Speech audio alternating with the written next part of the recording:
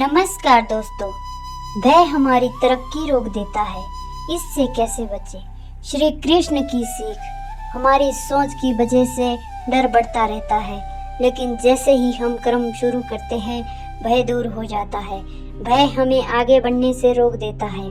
कभी कभी ये हमारे दिल की धड़कनों को तेज कर देता है और कभी हमें एक साधारण निर्णय पर घंटों सोचने को मजबूर कर देता है। ये हमारे अंदर बुरे से बुरे परिणामों की कल्पना भर देता है और हमें खुद से, अपने लक्ष्य से और अपने कर्तव्य से दूर ले जाता है। जब हम भय को दूर करेंगे तभी जीवन में सकारात्मक बदलाव आ सकते हैं। श्रीमद् भगवद गीता कहती है कि भय एक भ्रम है। ये एक ऐसा धोखा है जो हमारा मन और अहंकार मिलकर रचते हैं। भय वास्तविक नहीं है क्योंकि ये हमारे असली स्वरूप को प्रभावित नहीं कर सकता। जानिए भय को कैसे दूर कर सकते हैं।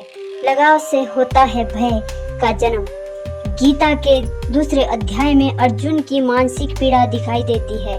जब वे युद्ध से पहले हथियार छोड़ देते हैं, वे अपनों को मारने के भय से ग्रसित हो जाते हैं। इस पर भगवान श्री कृष्ण कहते हैं, तुम उन लोगों के लिए शोक कर रहे हो जिनके लिए शोक नहीं करना चाहिए। ज्ञानी ना जीवितों के लिए शोक करते हैं, ना मरे हुए के लिए। जब व्यक्ति के मन में किसी के लिए लगाव या मोह उपजता है तो उसके मन में भय भी पनपने लगता है। ये बात पहली बार सुनने में कठोर लग सकती है, लेकिन इसमें गहरी समझ छुपी है। भय तब उत्पन्न होता है जब हम किसी चीज से जुड़ जाते हैं, किसी चीज के मोह में पड़ जाते हैं, किसी व्यक्ति, परिणाम, स्थिति या अपेक्षा से जुड़ जाते हैं तो उन्हें खोने का भय भी होने लगता है। हम असफलता से डरते हैं क्योंकि हम सफल होना चाहते हैं। हम दूसरों के मत से डरते हैं क्योंकि हम अपनी कीमत को उनकी राय से जोड़ते हैं। गीता हमें याद दिलाती है कि संसार में कुछ भी स्थायी नहीं है, ना संबंध, ना उपलब्धियां और ना ही असफलताएं। केवल आत्मा शाश्वत है और हमारी आत्मा को कोई भय छू नहीं सकता। भय सिर्फ हमारे मन की उपज है। हमारा मन एक कहानीकार है। ये अतीत की घटनाओं और भविष्य की आशंकाओं को मिलाकर ऐसी कहानियां रचता है जो झूठ होते हुए भी सच लगने लगती है। हम इन कहानियों में फंस जाते हैं और सोचते हैं कि यही सच्चाई है, लेकिन श्री कृष्ण कहते हैं आत्मा ना पैदा होती है ना मरती है, वह अजर, अमर और अविनाशी है। इसका अर्थ यह है कि अगर आत्मा कभी नष्ट नहीं हो सकती तो डर किस बात का है। समस्या ये है कि हम अपने मन को ही स्वयं मान लेते हैं। भय आता है और हम सोचते हैं कि हम भयभीत हैं, लेकिन गीता हमें सिखाती है कि डर को देखे पर उससे जुड़े नहीं। जैसे कोई व्यक्ति नदी के किनारे बैठकर जल की धारा को देखता है, वैसे ही डर को भी एक बहती हुई भावना के रूप में देखें। आप डर नहीं हैं, हम वह साक्षी है जो उसे बहते हुए देखते हैं। सिर्फ कर्म ही भय को नष्ट कर सकता है। भय हमें रोकता है, ठहराता है, विचारों में उलझाता है। ये कहता है कि रुको, जब तक तुम पूरी तरह तैयार ना हो जाओ।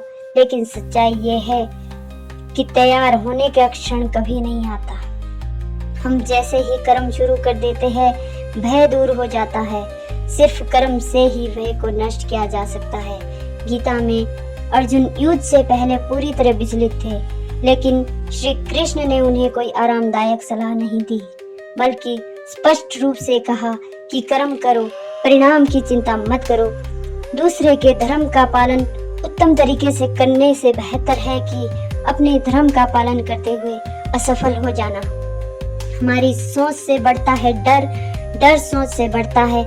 हम जितना सोचते हैं उतना डरते हैं, लेकिन जब हम कर्म करते हैं, चाहे वो छोटा हो या बड़ा, तो डर कमजोर हो जाता है, क्योंकि अब डर हम पर नियंत्रण नहीं रखता, हम डर पर नियंत्रण रखते हैं।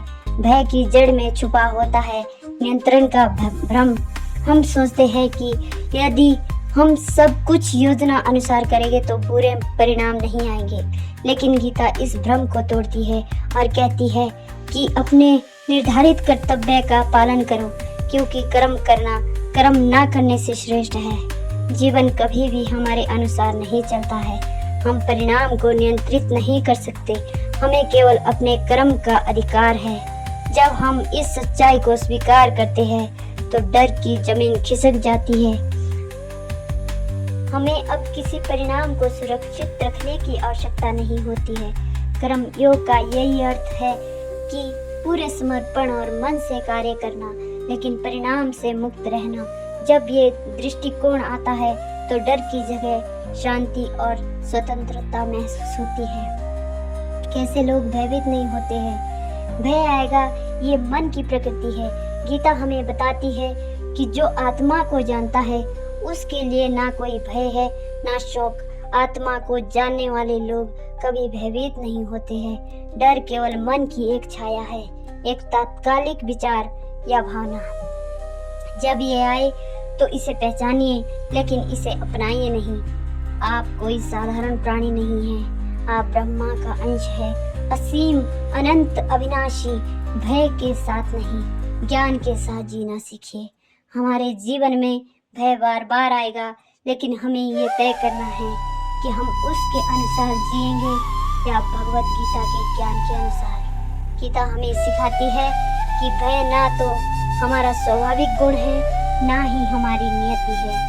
ये बस एक भ्रम है जिसे ज्ञान, आत्मचिंतन और कर्म से मिटाया जा सकता है। धन्यवाद।